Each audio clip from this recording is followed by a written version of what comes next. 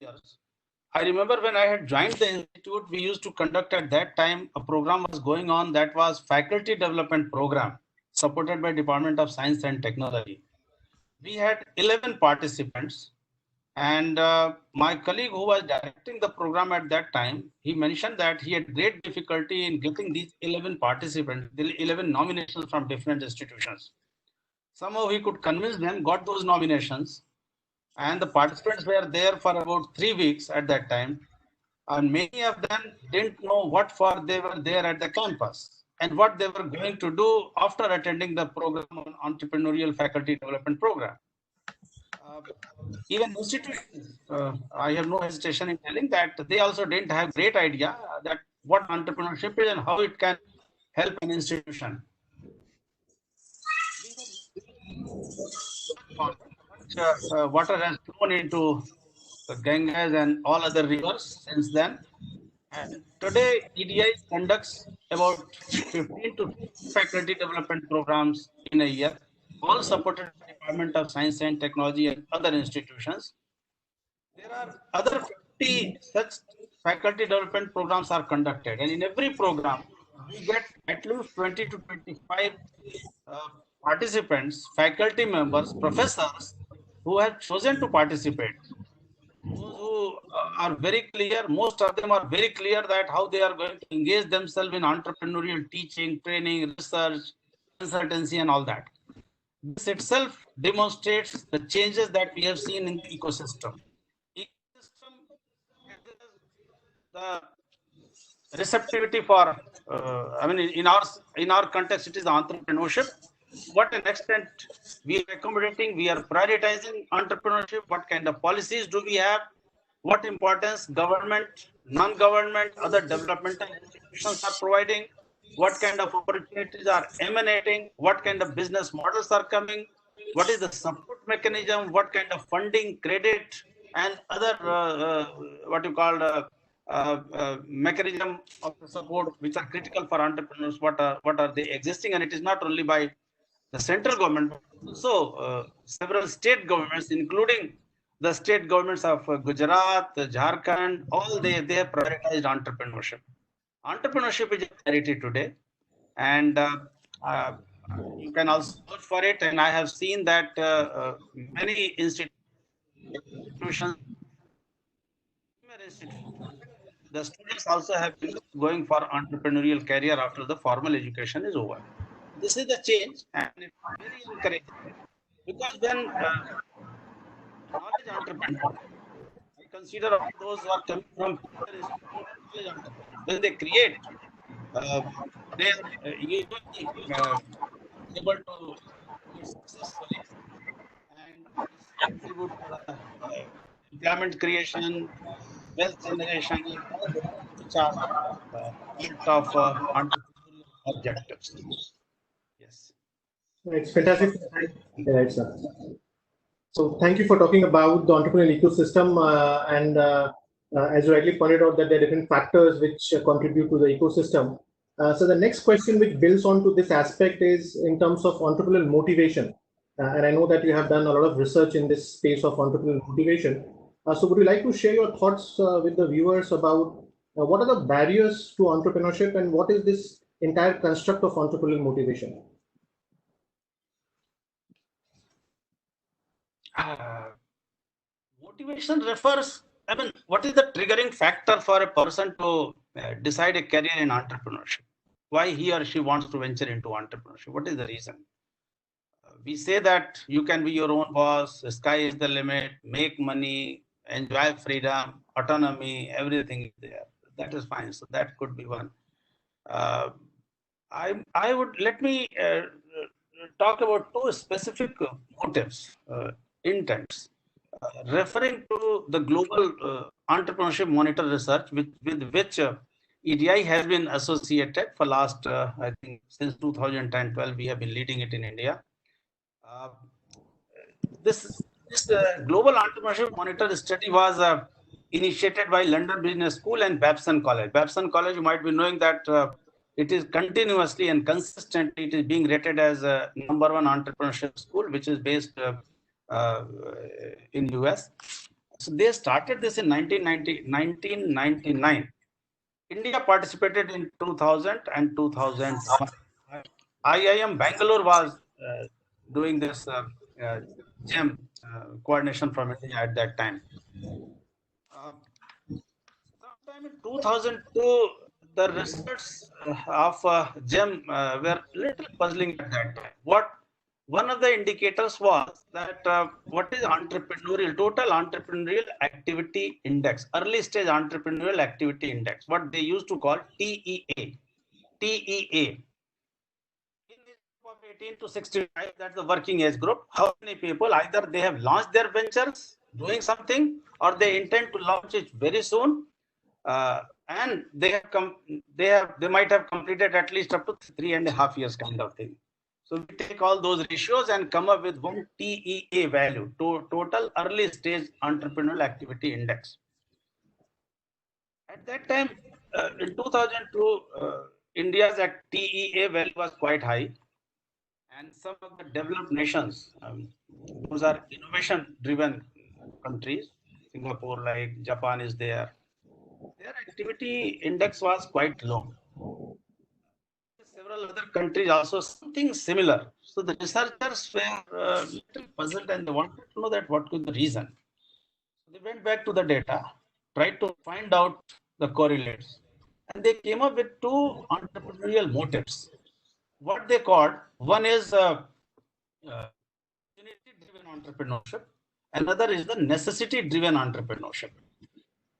And they were able to distinguish it very clearly that those OECD countries or innovation-driven countries, developed countries, the index for opportunity-driven index was quite high, whereas in developed countries, the factor-driven economies, we continue to be the factor-driven, largely depending on the manual processing, etc. It was necessity-driven entrepreneurship. So overall index for entrepreneurial activity was high, not because opportunity-driven at that time, but it was predominantly because of necessity-driven entrepreneurship. So I would say that these are the two basic motives. And then there are something that somebody wants to utilize his or her talent, and there are opportunities which are coming, and there is also another motive. Those who are there is a established finding that dissatisfied. I don't want to see face of my boss, so I decide to become an entrepreneur. Doesn't mean that every dissatisfied person can become an entrepreneur, but that is also one of the reasons. So these are the basic motives. If I perceive some opportunities, or I don't have any other career to fall back upon, there is a necessity, and that's why I decide, along with several internal factors. Fantastic, sir. Thank you for sharing the two different kinds of motive in terms of opportunity and necessity. And so linking to this aspect is also this thing of risk. So in fact, we keep hearing that when we talk of entrepreneurship, it's a risk taking and you have to take a balanced risk. So what are your thoughts on risk propensity, and what are different types of risk entrepreneurs are taking? And do you see an evolution of those risks being taken by individuals in our country? Very good. Risk, let us understand that what is risk. If we say risk, it means that if I'm taking a risk, what is I'm doing something for which probably I may not have entire information. I may not have entire knowledge. I may not have entire data. So tomorrow, if I decide to launch a product or the service without doing my market survey, without assessing the competition scenario, without looking at the policy framework, I might be taking very high risk. But if I do my homework, if I try to look at it, consult people, look at the reports, and based on that careful assessment, if I have decided to do something, probably I would have taken care of my risk. Still, a lot of data would be inadequate and incomplete for me to successfully sail through entrepreneurial career. But still, I would have, to large extent, I would have managed my risk. So risk is the kind of inadequacy you have in your data, in your information. When we say entrepreneur risk, normally the startups, they risk about opportunity identification. That I have 4 or 5 equally attractive opportunities, which one to go for? I don't know. What do I see this? What do I choose for? I have been able to zero on in some of the opportunities that what should be the level of operation. How do I decide my operations to investment? And also, what should be the risk in terms of funding? Should I depend more on the friends, relatives, borrowings, informal, or should I go to a financial institution, or the risk of commercial viability? It appears that I will be able to successfully sell my product, but is it verified? Do I have data? Have I done any kind of analysis? That could also be a risk. And risk in selecting the proper instrument of financing. That what is the proper instrument of financing that I have taken? What is the debt equity ratio? At what level I'm operating? So these are all various specific risks for entrepreneur. There are two specific risks which I like to talk about here. One is called sinking the boat risk for entrepreneurs, and the other is called missing the boat risk. Sinking the boat risk refers to a venture which has been started. The person might have done his own homework, etc., might have taken calculated moderated risk, but the product he launched eventually failed in the market. So my money has gone to the drains. My boat is sunk. That's the sinking the boat risk. Otherwise, I wanted to make that product. I would have done my market survey. I would have consulted experts. But in the process of looking at things and analyzing and consulting, I would have spent too much time. And in the meantime, someone else came with a similar idea and launched this product before me. And eventually, that product became a success. So every time the person succeeds, I feel the pinch. So missing the boat risk is much more dangerous for an entrepreneur than sinking the boat risk. I'll give you an example. I was associated with a pharmaceutical company doing the programs, and that is why I remember this example. It was year 2000 or 2001 January. Participant to kindly mute their mic, please.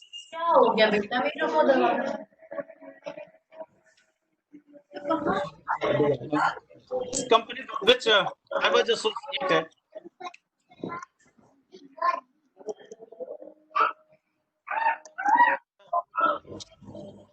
There is some disturbance probably. I'll request all the participants to kindly mute. If not, I'll request Professor Acharya to mute everybody and then.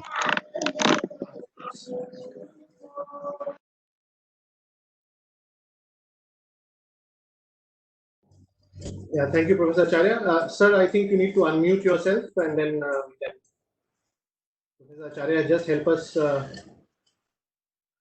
mute everybody. Yes. Am I audible? Yes, sir, you're audible. Please. Yeah. So, very quickly, I would talk about this company. A program of regional heads was going on at our campus. Suddenly, senior executives, president and vice president, they were there and requested me to call it a day. And then they consulted with their team. Sometime in the evening, when I asked them that, is there something urgent? They said that yes, there is some product which we were waiting to launch earlier, but there was a Supreme Court ban, and today's Supreme Court ban has been lifted, and we want to ensure that the product is launched tomorrow morning, all India, and that's why we are consulting with them. I said that, is it so urgent that you could have done even later? They said, no, there are half a dozen companies, more than that. Everybody is waiting, and our MD has given an interview in the media that tomorrow we are launching this. So this product was launched in the morning at 10 o'clock. 11 o'clock, another company, similar molecules launched this product. 12 o'clock, third company, and by evening, 6-7 companies launched similar product. Now this company with which I was working, their product became very well known simply because they were the first, and the name of the product, the brand name of that product, it was known all over because it was a very, very different product. And it helped them retaining market share of over 55% for 7 long years. 7 long years. Hello, am I audible? Yes, sir, you're audible. 7 long years they were there. The product was sildenafil citrate, you might be knowing. And just 1 hour, they were just 1 hour ahead of their nearest competitors. So the point I want to say that it is the missing the boat risk which every entrepreneur must avoid. Complete all your preparations, do everything, but there is a word of caution. While I advise to be the first mover, but it should be done with full preparation. Otherwise, you will expose yourself to your competitors, and you will become vulnerable, and they will benefit from your R&D failures and your experimentation. You will only prove to be an R&D ground for your competitors. So do it on time, but with full preparations. There are, I would like to talk about, you know that company Pocket Calculator. People say that it is the Casio, but it is not the Casio which launched first Pocket Calculator. It was a lesser known company called Boomer. They launched this first Pocket Calculator.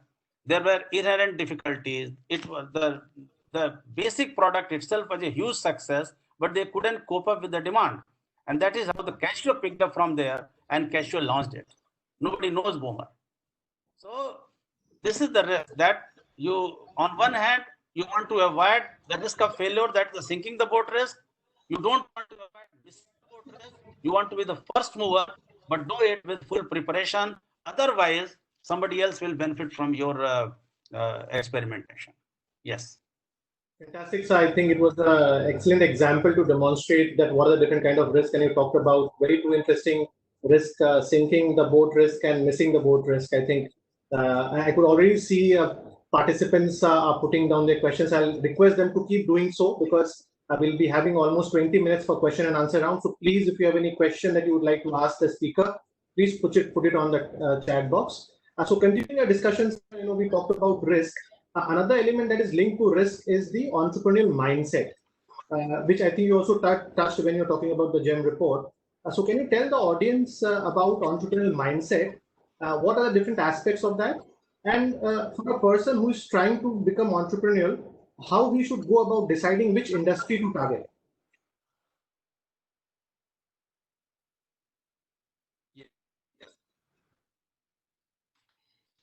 Before I pick up that question, I would also like to talk on very much related with the risk, and that is called innovation. Common myth that if we launch an innovative product, we are taking very high risk. Innovation is related to the risk. That's fine. And many companies who have launched innovative products, there were some inherent difficulties. Products were not very successful. But at the same time, if the companies do not innovate, they continue to do. So it means there is no risk. There is no innovation. They say that they think that there is no innovation, but by not taking any innovation, but not experimenting, in fact, they increase the risk propensity much more. So if you are taking very high risk, while that can be risky, but at the same time, not taking any risk at all, that can also be equally risky or probably more risky. And that is why most of the companies, they approach that middle of the road phenomenon. If you look at the various mobile phones, if you look at all those innovative companies, and also those who have not done anything, like Nokia used to be a very popular brand earlier, what kind of innovations they brought, and the kind of market they lost. Samsung has been middle of the road phenomenon. They have been trying to balance that. So innovation is very, very important. And that relates to your next question, that is the mindset. Mindset. Innovation also is related with the mindset. David McClelland, who has done a lot of work on teaching, training, counseling, developing entrepreneurship, a professor emerging from Harvard University in the mid-50s, early 60s. And his findings are very, very important for us because he conducted most of his studies in India. There is a small place in East Godavari district of Andhra Pradesh known as Kakinada. And his experiments are known as Kakinada series of experiments. There is a very popular book also, Motivating Economic Achievement. So he has talked of several factors, and he said that it is not only the business idea which is important, but the person behind the project is equally important. So he was the first person to identify person in entrepreneurship. And he said that entrepreneurial personality is very, very important, and the central to that entrepreneurship is need for achievement. Need for achievement.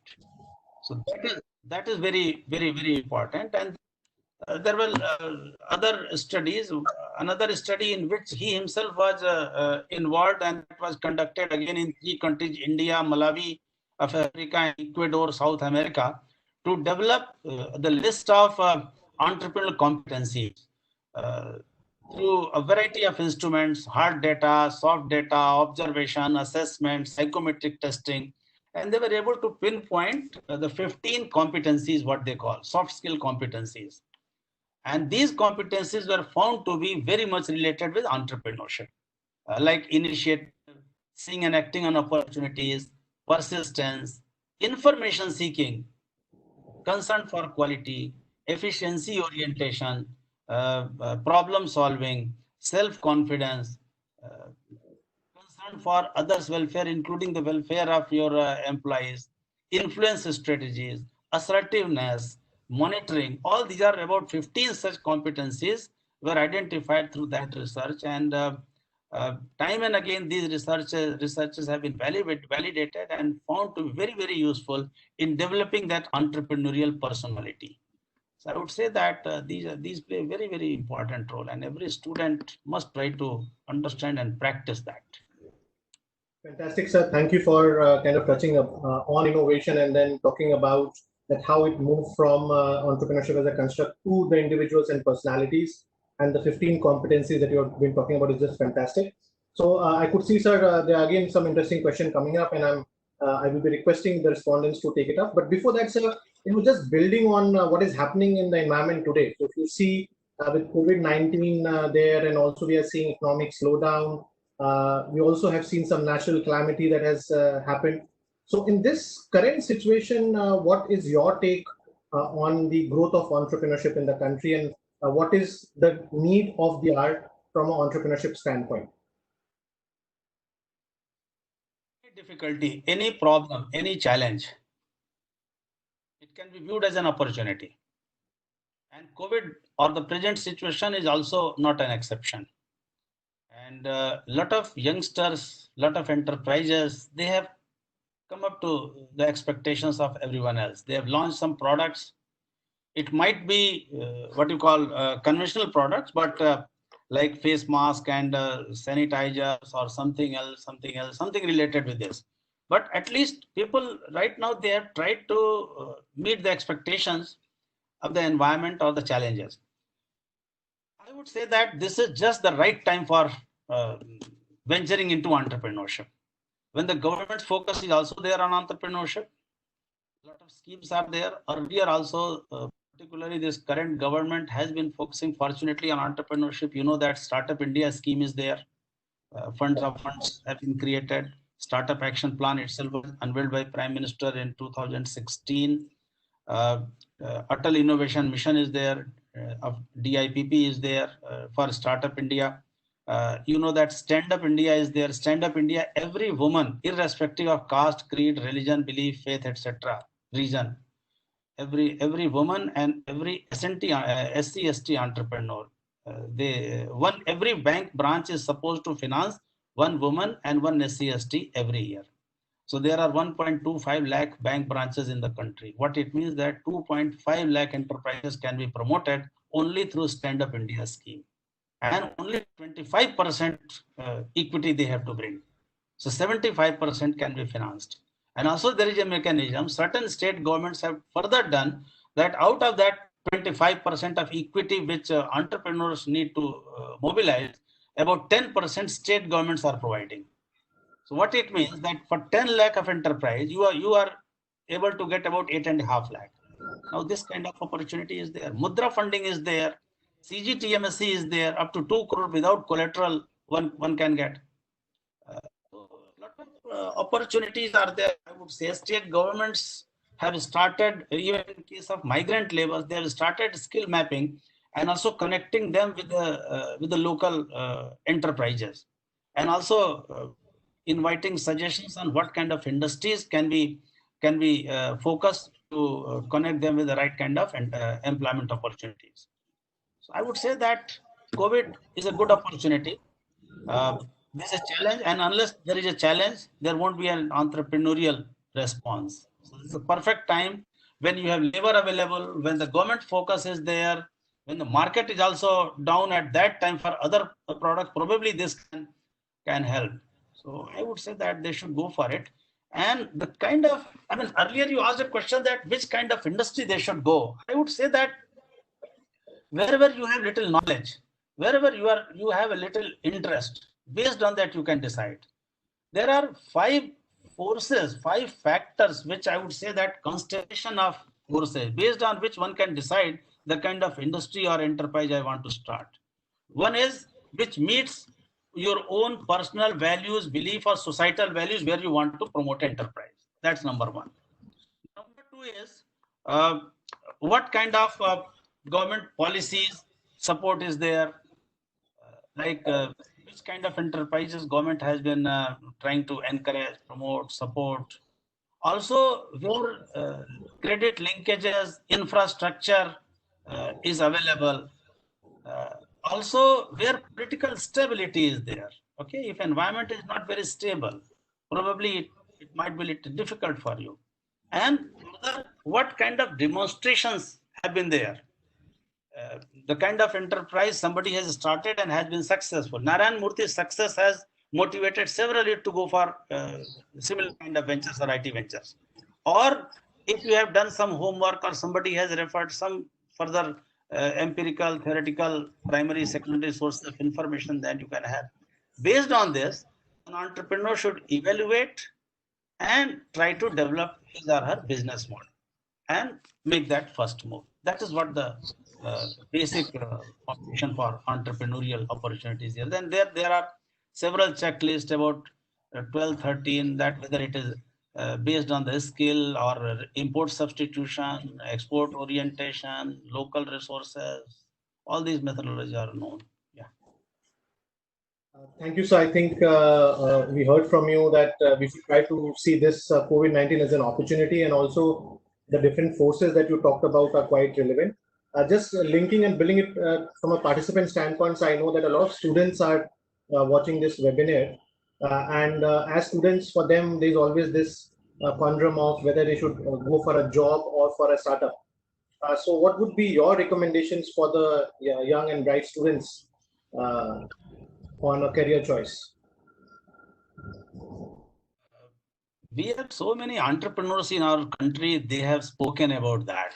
Let me talk about what Narayan Murthy said in one of the convocation events at IIM Ahmedabad when he was heading the governing body of IIM Ahmedabad. I was also there. I have taught entrepreneurship and new venture course for 16 years there. I am a 5th term. What he mentioned that a lot of people keep asking me whether I should go for entrepreneurship or not, particularly IIM students, because there is a heavy or huge opportunity cost. You have to forego a potential opportunity and then incur that risk. And entrepreneurship is full of bumpy rides. It is not a smooth journey. So what should I do? What he said that if I would have calculated opportunity cost, I would have never created Infosys. It would have never come. He was working in the systems department here at IIM, you might be knowing. Then he was there at the Patni, and he and 6 others or 7 others, those who were with him to promote that, all of them, they left Patni and mobilized those resources, took that risk.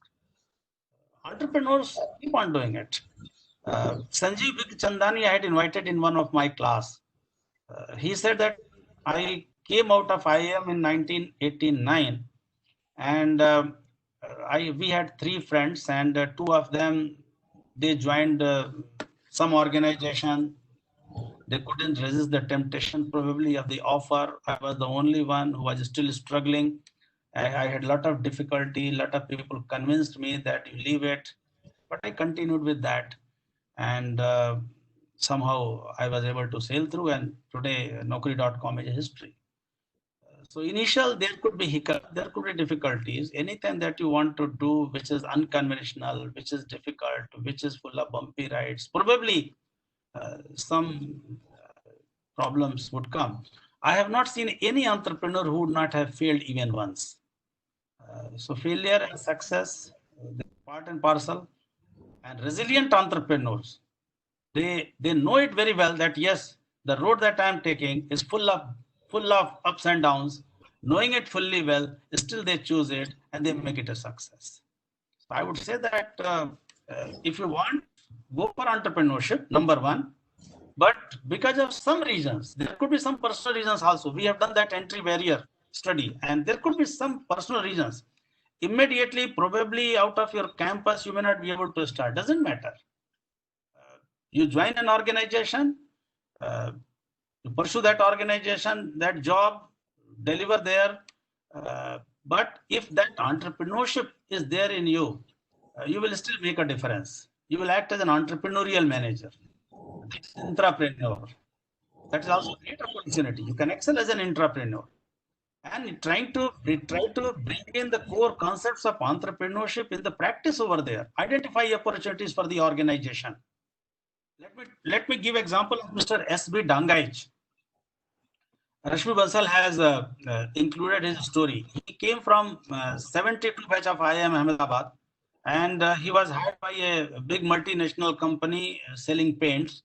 He was there for about 2 years. And later he realized during this time that am I meant for selling paints only? I should be doing something else.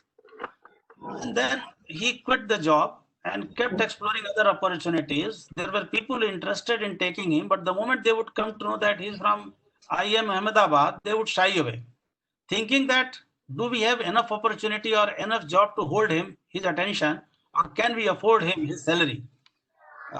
He could sense that, but still there was no what you call it.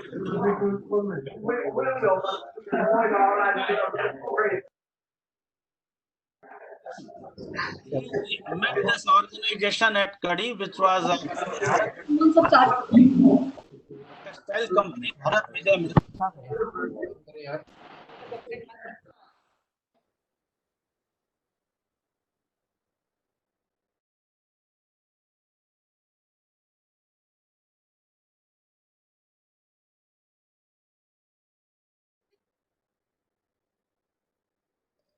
Yes, so you need to unmute yourself and then. Yeah. Yes, sir. Yeah. He was not able to get another opportunity, and he was looking for a job where he could utilize his talent. He could do something creative, something different. And he met in the process, he met the Patels of Bharat Vijay Mills. Try to convince them. They said that, yes, we are interested in you, but the problem is that you are from IIM, such a big institution, or whether we can, how long you are going to be with us, and whether we have sufficient work for you. He said, forget about that. I'm going to work with you. I don't want big money. I have left all that temptations. Then very reluctantly they said that we have a small chemical division. If you can go over there, see if you can do something. So he went, and within no time he came back. He said, elated that yes, it's very good work. I would be interested. They couldn't say no. So next day onwards, he started working over there. And at that time, that small chemical division had a turnover of 3 lakh rupees, 1974, just 3 lakh rupees. And he said that 6 महीना मैंने काम किया, and within 6 months the turnover increased without doing anything additional, just using the current infrastructure as a base. He was able to increase the turnover from 3 lakh to 25 lakh in 6 months. And then he said that I got one more year of extension, and during the next year the turnover reached from 25 lakh to 2 crore. And that is how my job was regularized. Then he continued working over there and doing a lot of innovation, doing newer products. And it was a small water tank manufacturing unit at that time. and he expanded into industrial water tanks, kitchen cabinet, door frame, so many products, and eventually that chemical division became Syntax, and he has served there for about 37 years, and 2-3 years back he superannuated from that company and made it a Indian multinational. So this is the contribution.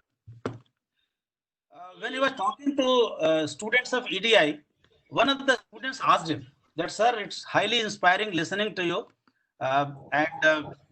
but you are highly entrepreneurial. But I would like to know that you are full of entrepreneurship, zeal and everything.